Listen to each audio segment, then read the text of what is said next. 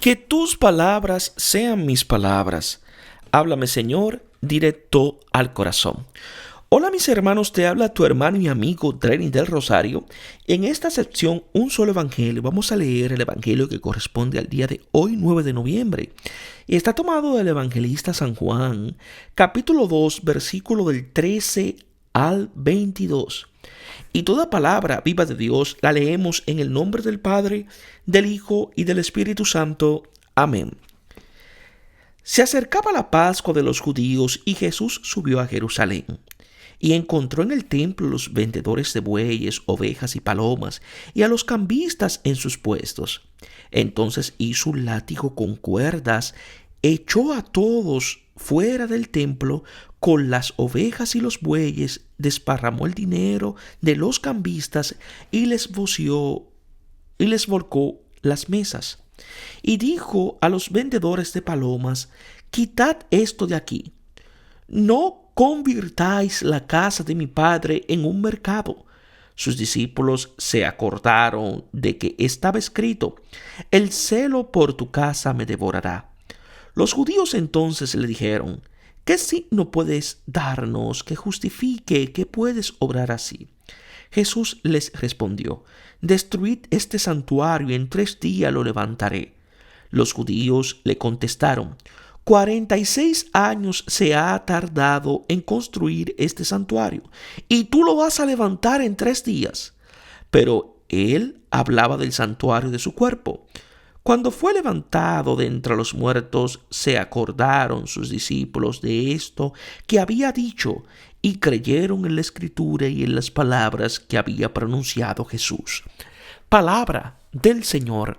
Gloria a ti, Señor Jesús. Habla, Señor, que tu siervo escucha. Estaba próxima la Pascua. En la Pascua se celebra la liberación de la esclavitud de Egipto, prefigurada de la definitiva liberación, obra del Mesías. En Juan encontramos 3 Pascuas. En la última será inmolado el Cordero de Dios para la salvación del mundo. El relato comienza diciendo que la Pascua está próxima y termina con el anuncio de la Pascua de Jesús.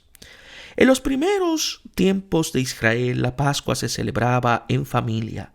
Luego, como resultado de la concentración del poder, se traslada al templo en Jerusalén. En tiempos de Jesús, con esa ocasión, subían alrededor de 100,000 peregrinos y se sacrificaban hasta 18,000 corderos.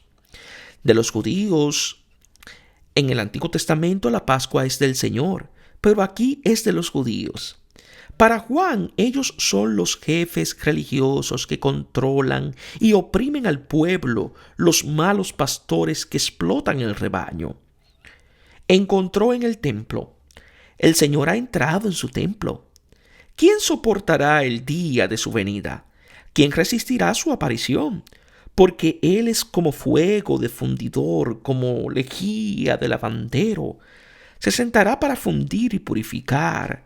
Purificará a los hijos de Leví, los refinará como oro y plata, para que puedan ofrecer al Señor una oblación conforme a la justicia. Los hijos de Leví que conforman el clero serán purificados por el cloro y el fuego. Jesús comienza con la purificación del culto, pues en él se celebra lo que se vive. Uno ora como vive.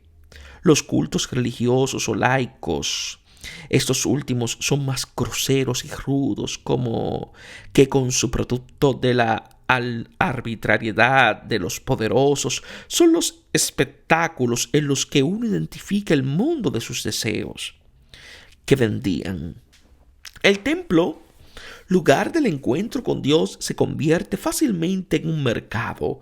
Sobre todo en los meses en torno a la Pascua prosperaban los negocios bajo la complacencia mirada de la clase sacerdotal que del servicio del templo pasaba al dominio sobre él y sobre quienes lo frecuentaban.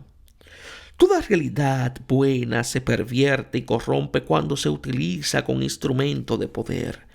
La realidad más elevada y sublime, como la religión, se convierte entonces en la peor.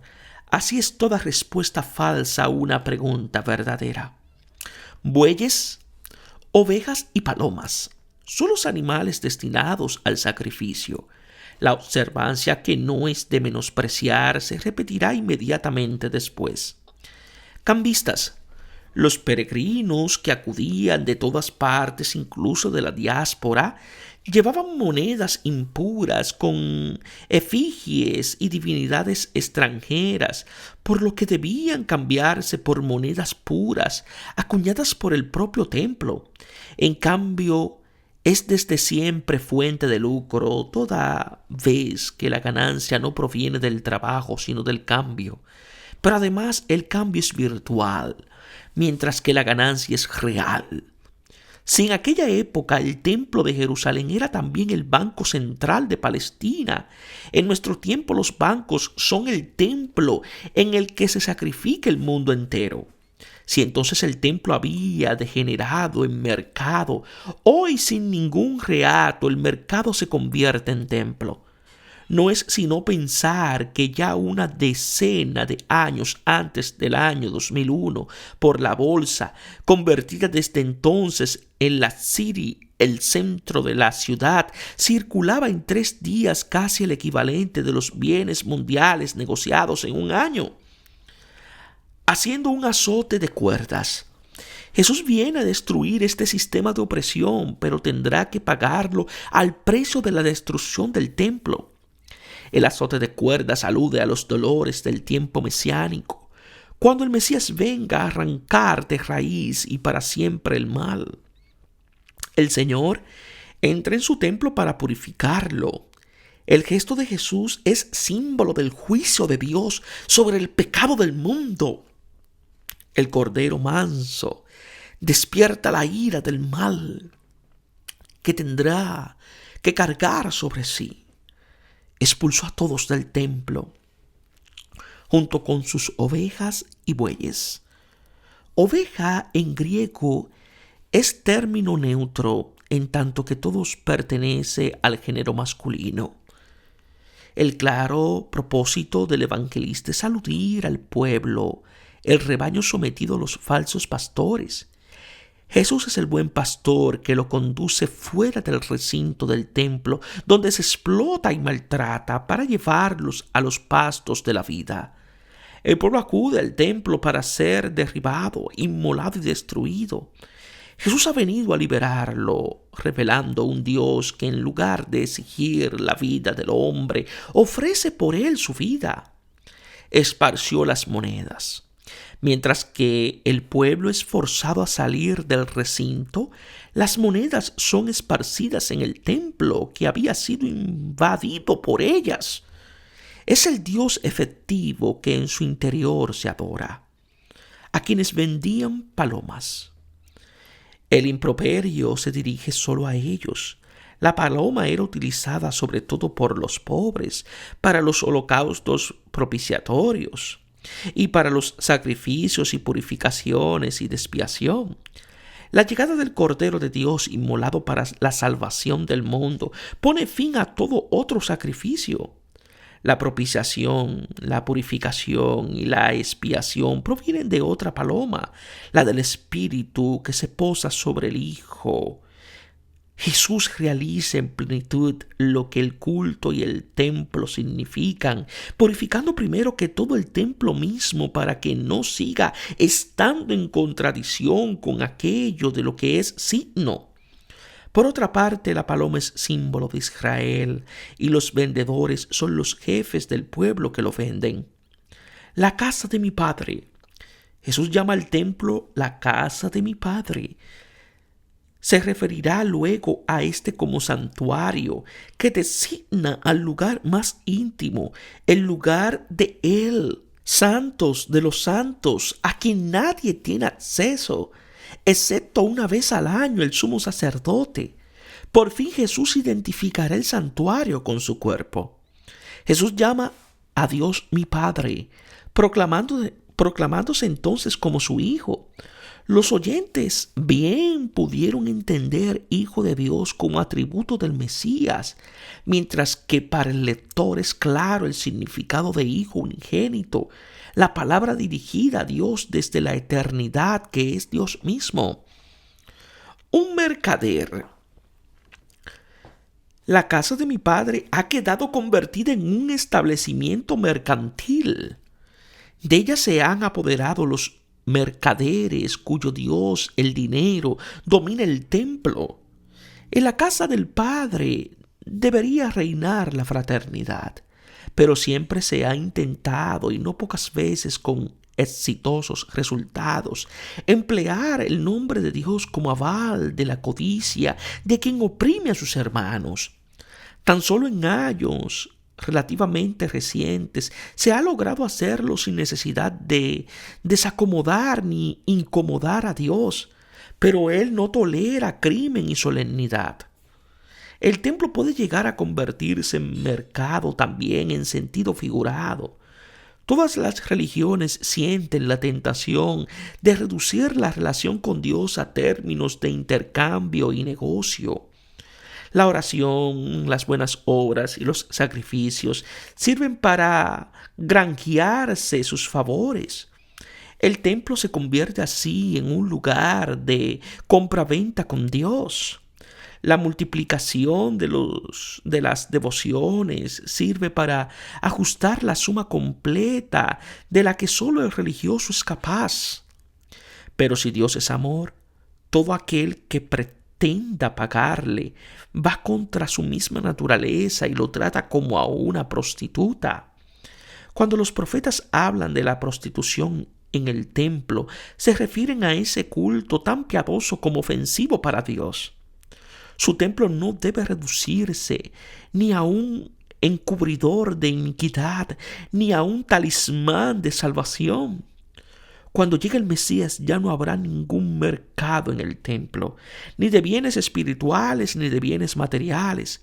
El templo volverá a ser la casa del Padre, comunión con Él y entre nosotros. Se acordaron sus discípulos de que está escrito: las acciones de Jesús llevan a los discípulos a recordar las Escrituras, con las que están familiarizados y que por su medio, dado que ellas hablan de Él, al fin logran comprender. El celo de tu casa me devorará. Es una expresión tomada de un salmo mesiánico, el Salmo 69, versículo 10, en el que se habla de los sufrimientos del Cristo, a quien el celo de Dios ha devorado como el profeta Elías. El evangelista dice devorará en lugar de original, ha devorado. El amor por el Padre en quien Jesús mora lo devorará el día de su Pascua. La escena abre al misterio de la pasión del Mesías en la cruz. Se aludirá una vez más a este salmo que dice: para mi sed me han dado vinagre. La violencia, acción que Jesús realiza, es simplemente simbólica de la violencia real que los jefes ejercen contra el pueblo, contra el Señor y contra el Hijo del Hombre que ha venido a ser del mercado la casa del Padre en donde los hermanos viven unidos. Replicaron los judíos. Contrapuesta a la reacción de los discípulos, a quienes se agregan muchos del pueblo, aparece la contestación de los jefes, que retiene la verdad prisionera de la injusticia. ¿Qué signo nos muestras? El que rehúsa creer exige siempre ulteriores signos, pero no se le dará ningún otro signo fuera del de Jonás. Los jefes del pueblo exigen un signo como credencial de la autoridad de Jesús, que se presenta con un látigo. Pero tal autoridad permanece oculta para quien no quiere aceptar el bautismo de Juan, que invita a la conversión. Todo lo que Jesús ha hecho es un signo que se hará comprensible después de la cruz. Destruyan este santuario. Antes se hablaba de templo, que comprende todo el edificio de 1500 metros de perímetro. Ahora del santuario. El santuario es la parte del templo reservada y secreta, en donde está el santo de los santos con el arca de la alianza. Este templo con su santuario y el mismo santo de los santos será destruido precisamente por los jefes del pueblo que piden un signo. Destruyan, aparece por derriben. pero es más vago. Es un imperativo de tipo profético que devela lo que los jefes están haciendo. La destrucción del templo por causa de la iniquidad de los hombres fue ya anunciada por Jeremías en el capítulo 7, versículo 1 siguiente. Quien pase cerca del templo se sorprenderá y quedará preguntándose, ¿por qué el Señor ha obrado así con este país y con este templo? Y la respuesta será, ¿por qué han abandonado al Señor su Dios? Porque Dios es amor y el amor está presente allí donde es amado y destruido donde se instrumentalizado. La destrucción del santuario será la muerte de Jesús, cuando se rasgará el velo del Santo de los Santos. Por esta afirmación suya, los jefes del pueblo acusaron a Jesús de querer destruir el santuario. Tal acusación sonará como una burla también al pie de la cruz. Y en 3 días lo reedificaré. El santuario destruido por los jefes que se han apoderado de él será reedificado por Jesús. Él no destruye ni declara abolido ni sustituye el templo de Jerusalén. Dice de este santuario, lo haré resurgir. Son los falsos testigos quienes lo hacen decir, yo edificaré otro. Jesús reedificará precisamente aquel santuario que ellos están destruyendo.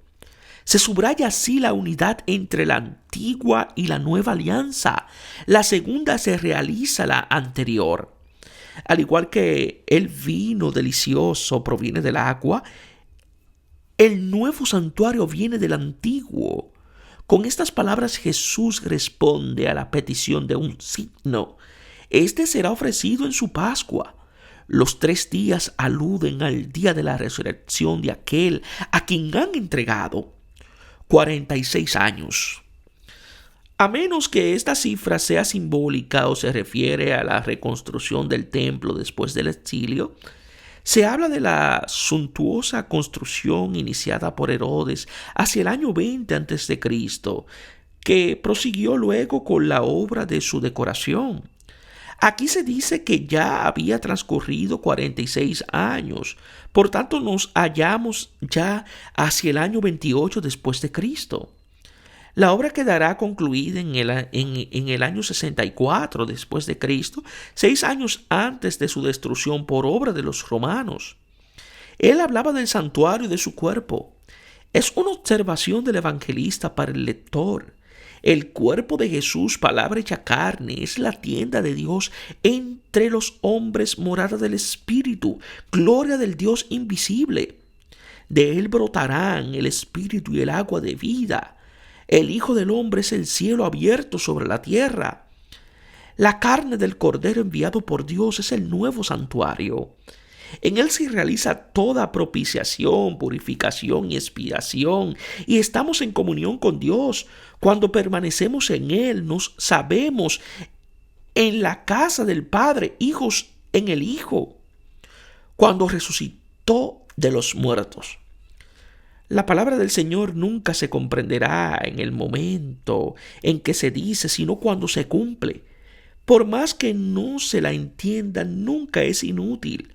Cuando sobreviene el hecho, se la recuerda, puesto que es ella la que revela su significado.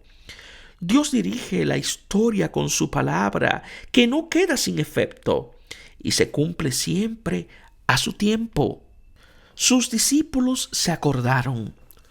Un primer recuerdo de las palabras del Salmo 69, versículo 10, ha iluminado la purificación del templo y prefigurado la pasión del Cordero. Pero el recuerdo de la palabra de Jesús iluminará su resurrección. Los discípulos comprenderán entonces el significado de la palabra que ahora han escuchado. Creyeron en la Escritura y en las palabras que Jesús les dijo.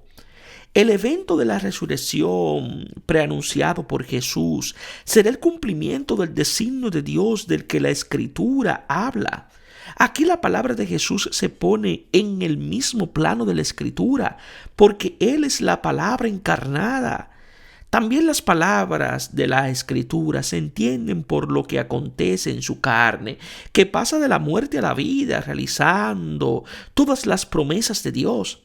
Aún hoy nos habla a través de su carne que con sus hermanos más pobres.